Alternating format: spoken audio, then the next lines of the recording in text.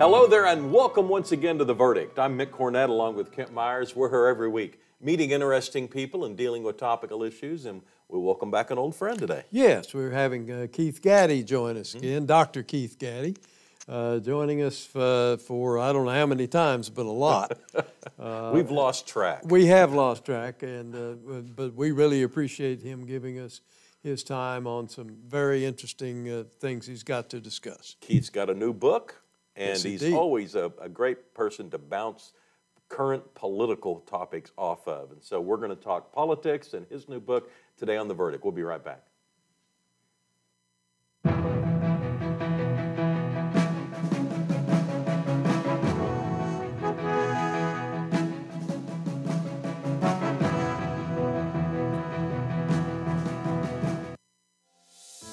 Right now, 6 feet can feel like a long ways away. But from 6 feet, we can still smile at each other. From our doorways and our stairways, from opposite sides of the street and opposite sides of the country. Through fear and frustrations, we can remind each other that we are still here for each other. Because we can still smile at each other. And we're not going anywhere.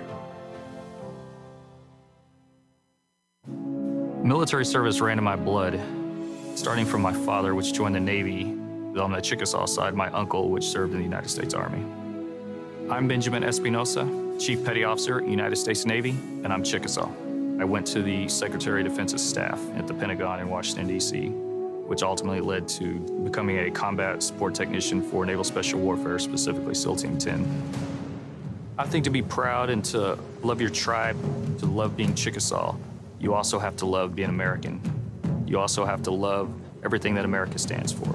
Equality, perseverance, professionalism, and power. I want my family to know that their father is a good person, but also feels that he has an obligation to the country and to love this nation. Anything worth having is worth dying for. The military and the country owes me nothing. I owe it everything. See more stories about the Chickasaw people at profilesofanation.com.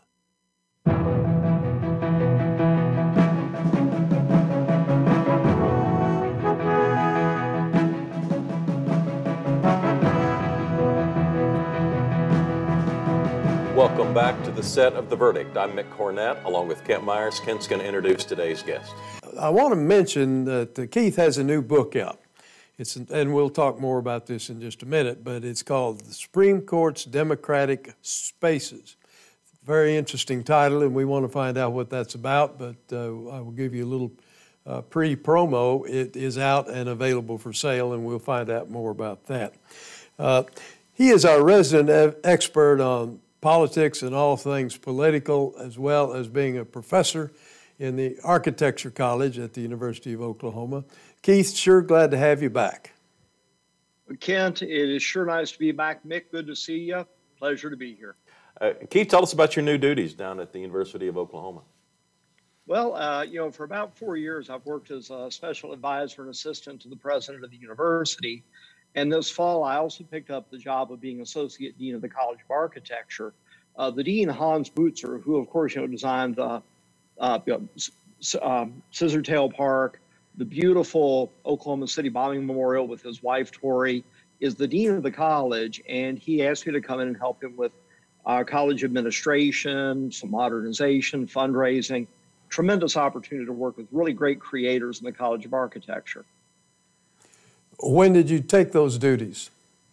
I picked them up right at the beginning of October, formally. But I've been on the faculty over here for about 2.5 years now. Yeah. Well, did that coincide with your idea for this book, or is that a coincidence? The timing of the book coming out is a coincidence to the deanship, but the book project, my co-author Jocelyn Evans and I started that project about 8 years ago. And we were really curious about, all the homes of the U.S. Supreme Court, how the architecture meant, how people interpreted it and thought about it, and also how it felt to move about it and to be in the court, because it is one of the most iconic buildings in the world. It shows up in the background of every decision that ever comes down from Washington, D.C., from the High Court. It's a tremendous symbol of democracy and of freedom. It's a place where people protest, and we wanted to tell its story. Well, we said that it was available for sale. Tell us where and how. All righty. Well, it is for sale. Of course, you can buy anything at Amazon.com these days. But if you want to be of a little more benefit to the University of Oklahoma, oupress.com, you can order the book directly there. All right. And the University of Oklahoma Press did a tremendous job in the production and development of the text. They brought it to market very quickly, and they just did a beautiful job. It's got 50 beautiful photographs in it, and renderings and drawings, and they gave us a great opportunity to tell a wonderful story of a building. Let me stay on that just a second. Has this court changed dramatically? I'm not talking about the makeup of the court. I'm talking about the facility. Has it changed dramatically ever? Oh, yeah. Well, if you go back to where the court originally sat in New York City, it was in the upper floor of a marketplace at the lower end of Manhattan, over top where a butcher shop and a greengrocer's market was. That's where it initially met. It was called the Royal Market on Manhattan Island, which is long gone. Then in Philadelphia, it sat initially in Independence Hall, where across the hallway from where the Constitution was written and where the Declaration of Independence was drafted. But then when the court came to Washington, it was initially in the basement of the U.S. Capitol in a small old room, which is still there and has been restored to look the way it did at the time the court resided there. Then right before the Civil War, it moved upstairs into the old U.S. Senate chamber when the Senate got a new chamber. And then it stayed there, and it finally got a home of its own in the 1930s. What happened is Chief Justice William Howard Taft, the former U.S. president, had been agitating to get the court out of the Capitol into its own building, was able to convince Congress to appropriate the money, and then to give the contract to an architect named Cass Gilbert, who, among other things, had also designed the Woolworth skyscraper in New York City. And Gilbert created the Supreme Court building that we recognize and know today. And it was completed in 1934. And been there ever since, I guess. Yes, sir. Keith, let's talk politics. All right. In general, is the Biden administration and Washington politics moving in about the direction you thought it would? Yeah. One thing we know about presidents is that their approval ratings will go south as they go through their first year unless they have huge successes. The second thing we knew was that absence the ability to move quickly, the Biden administration was going to have a lot of frustration. So here we are 10 months since the inauguration at the end of January, and it's taken a very long time to get the infrastructure bill through. They've had notable successes, but as has been the case for the previous two White Houses, the ability to communicate that really hasn't been that strong. And there have been a lot of other areas where there was an expectation among activists and among Democrats that there would be success and a lot of change. But change is difficult when you have a divided Senate. Change is difficult when you have a Democratic Party that has a divided caucus in the U.S. Senate.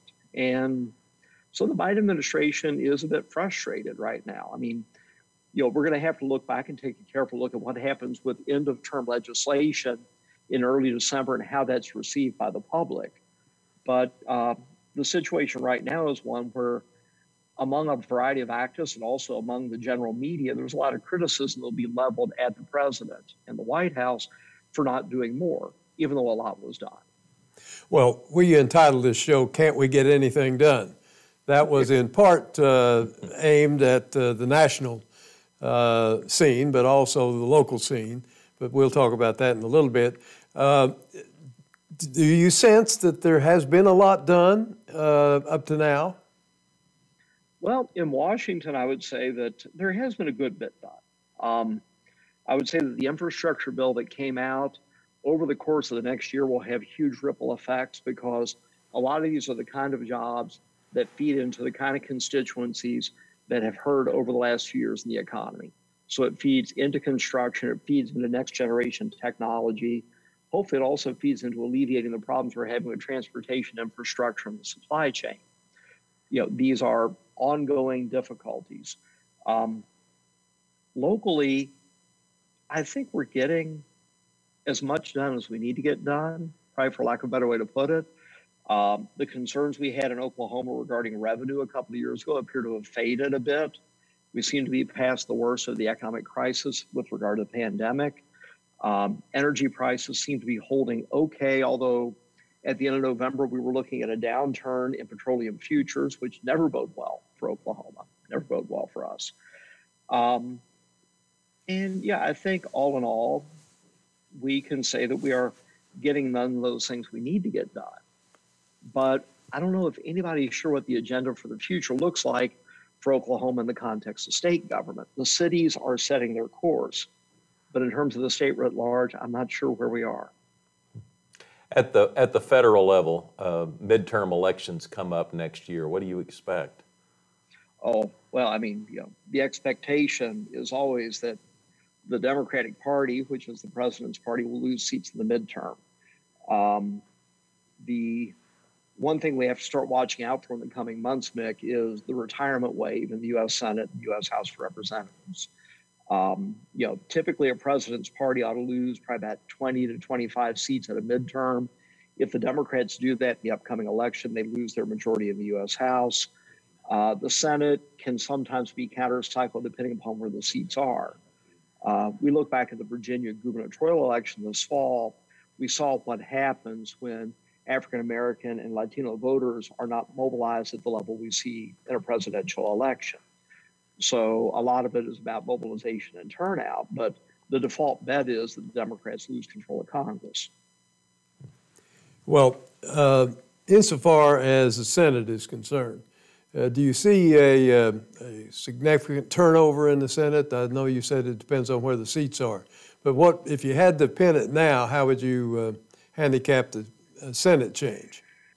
Well, again, it's all a question what happens in swing states in particular. And one thing we know consistently is we've been expecting the Republicans to drop below 50 seats in the Senate for about 5 straight elections. And it never happened, right? And the Democrats have this market capacity to underperform in U.S. Senate contests nationwide. They never quite get where they need to be. So I don't see the Democrats hanging on. I mean, you're looking at the prospect of losing Joe Manchin, either becoming an independent or even a complete party switcher. It's not beyond the pale. So the prospect of a Republican takeover of the Senate is pretty substantial. Now, of course, this matters in the context of the judiciary because for the Biden administration, their effort to put judges on appellate courts and district courts means getting that job done in the coming year because it's going to be a lot more difficult come this time 2023, right? All right, Keith Gaddie is our guest. We have another segment with Keith, but first, this break. You're watching The Verdict.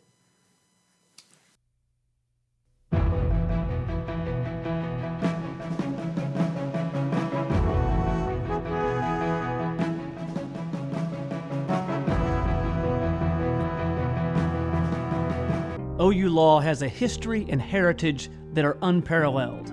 At the University of Oklahoma College of Law, we empower our students to pursue the career of their dreams. We have the highest U.S. News ranking ever achieved by an Oklahoma law school. We are the first law school in the country to launch a college-wide digital initiative. And this year, our competition teams rank #2 in the nation. OU Law, generations of excellence, limitless possibilities. When I came to work for the ODVA, I started realizing the opportunity to take care of veterans. It's a powerful thing when you realize that you are taking care of people that made history. Working here is a calling. It's really, really important that they don't just come here to exist. We want to give them meaning to their lives. We try to make life happy and meaningful and fulfilled for our veterans.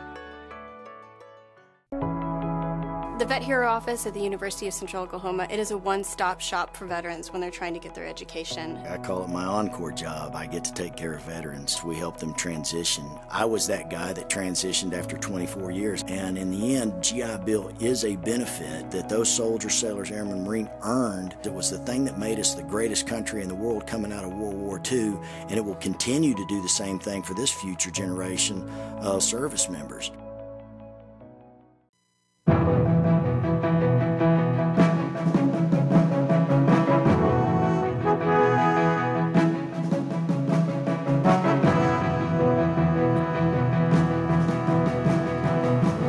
Welcome back to The Verdict. Mick Cornett, Kent Meyers, and our guest, Keith Gaddie. Keith is with the University of Oklahoma, comes to us quite regularly and speaks on politics. Keith, we've entered an era where there's a great polarization going on politically. It seems like all of the talk is on the edges, and I guess that filters down into state politics and even local politics. I mean, you're sitting in Norman right now. There's no probably municipality in the state that has as much polarization as the city of Norman.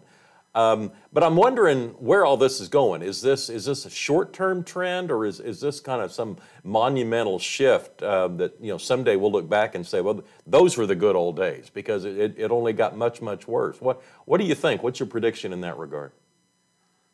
Well, it has to get better because we've been riding this particular sleigh downhill actually since the end of the Cold War. We've been riding this sleigh downhill for 30 years. And the logical endpoint was political violence and the inability to recognize a legitimate succession in government. Well, we got there back in January of 2021, okay? So we've hit the point where the only thing left is to get better and to make it better. And it's funny, in the previous segment, we were talking a bit about what I'm doing now, why I'm doing it. I'm interested in how we contest the public space, how we fight for the public space and for legitimacy in the public space, and who's entitled to say what in the public space and what it means to people and how we behave in it. And, it was always argued that in politics, the reason the American Democratic experiment worked was we would count the votes as cast, accept the legitimacy of the winner, and the losers wouldn't try and shoot the winners. And we've tripped over that particular bar, and now we need to recover. I think we're seeing bits of this in state politics and in national politics. I don't think the polarization issue in Oklahoma has ever been that terrible, but in part that's because our politics are not closely divided. You've always had overwhelming majorities in the state, irrespective of party. Keith, what do your students tell you about this issue? Oh, they are sick of this nonsense. They are so tired of it. They've been tired of it for better part of a generation. They want something better. They want to be part of something better. And that's why many of them have looked at government and said, I don't want to do government. But they look at the not-for-profit sector, the volunteer sector, and even if they're in a business, for example, or a law practice or a practicing physician, they find themselves working through the not-for-profit sector to try and make things better. But they definitely don't like the nasty rhetoric and the anger. And in particular, they're highly separated from the culture war that seems to undergird a lot of this. They're not really participating in it. So I think they're just waiting the rest of us out. Well, talk about the racial justice movement as it is today and what impact it's having on the political future. Well, I'll tell you what, that is the piece, that's the hot button issue. And Kent, I sure appreciate you throwing me that one right now. I try to be helpful. No, you're good. The reality is that racial justice issues are important in the United States. And there's a way we like to think of ourselves in the ideal, which is our aspirations, right? And this is Jefferson and Washington and Lincoln and the things that we sought to do. But then there's the reality of the legacy of slavery, the legacy of Jim Crow, okay? The legacy of problems in sentencing, the legacy of the problems in policing that are real. They are historically real. And they've continued to this day. And we have to engage that, address it, and then attempt to move forward. What's interesting is back last November, I was in Brunswick, Georgia, where there's a trial going on regarding the murder of a jogger by 3 individuals who claim to have been engaged in a citizen's arrest. And that's one of the potential tinderboxes that's out there, is that an event happens that isn't investigated until video comes to light to show that what was initially reported and the reality are quite different. And it used to be a lot of these things happened absent any eyeballs seeing it, absent any camera seeing it. And it makes a lot of us who enjoy the benefit of safe communities and of being in the majority in this country, it makes us uncomfortable because we have to recognize the worst of our own community in terms of their behavior. That's hard for people. It's real hard.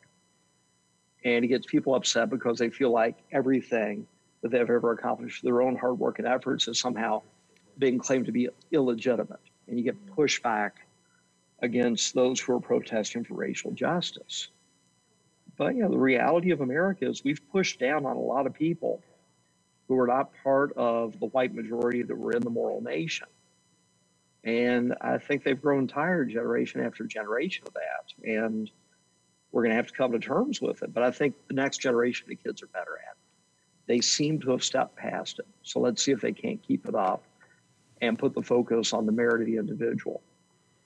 At the national level, Republicans are hoping to grow their party. The Democrats are hoping to grow their party. I don't know that anybody speaks for independence, but sometimes I hear people saying that they're tired of the party system and they want to be an independent. What are the trends there, and what do you think of it? Is this something that's happened before, or is the two-party system in the early stages of heading out the door? Oh, the two-party system will stay with us because the two parties have got an organizational infrastructure, right, which make it easy to succeed. They come in with built-in volunteers, built-in ballot position. They're institutionalized by law, typically in most states. It's hard to get rid of them. And, Mick, you know as well as I do, any ambitious politician who wants to win a major office has to do it through the party system, except unless you're in like Vermont or New Hampshire or Maine, it doesn't happen. It doesn't happen. So you have no choice but to gravitate to those parties. Most voters don't identify with either party, and they are tired of them. But come election day, they find one party or the other one to go to, and they're what we call unrealized partisans, which is they generally vote one direction or generally vote the other. And we're never going to get out of that habit because voting is one of 7 major things we do as human beings, along with worship and the marketplace and recreation and feeding ourselves, that competes for our attention and our time. So we use parties because they're good heuristic devices or shortcuts. What changes have you seen, Keith, in the University of Oklahoma since you came in 1996? That's kind of a question that probably deserves a book. But in the couple of minutes we have left, what would you say have been the biggest changes?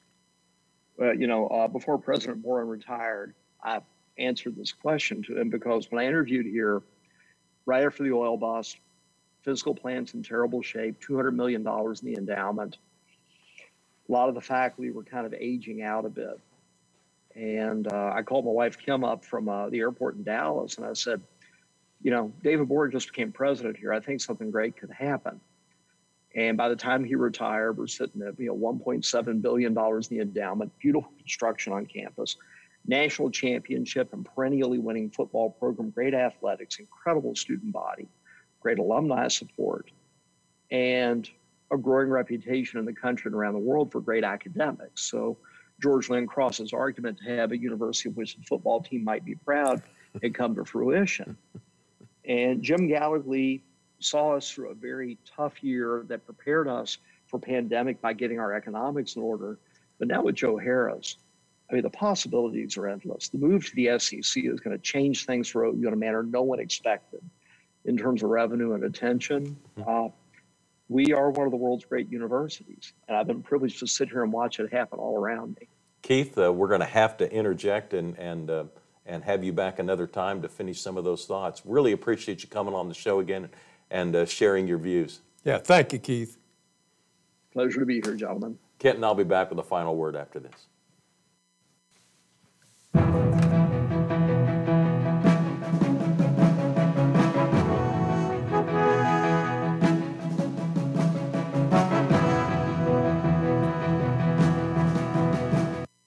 It used to be okay in teachers' lounges.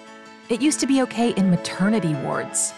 It was okay in sporting arenas, college campuses, and office spaces. But now that we understand the deadly dangers of secondhand smoke, that's not okay anymore. So why is it okay that thousands of employees are exposed to it every day at work? Bottom line, it's not okay. Let's protect hardworking Oklahomans. Join the fight at StopsWithMe.com. All children deserve a life of hope and love, but sometimes they experience a life of pain, neglect, and abuse. When that happens, each child deserves all the quality assistance and representation that can be offered in our legal system. For more information, call 23-CHILD. Oklahoma Lawyers for Children, helping to bring hope and love back to the lives of abused children. You will always be mom and dad to me. I think for us, once we got started and we began to see the tremendous need just within our state, it really was just a calling for us. The blessings far outweigh any obstacles that we've faced. You will always be mom and dad to me. The Journal-Record is pleased to be a sponsor of The Verdict. The Journal-Record, since 1903, the best source of Oklahoma business news and legal information.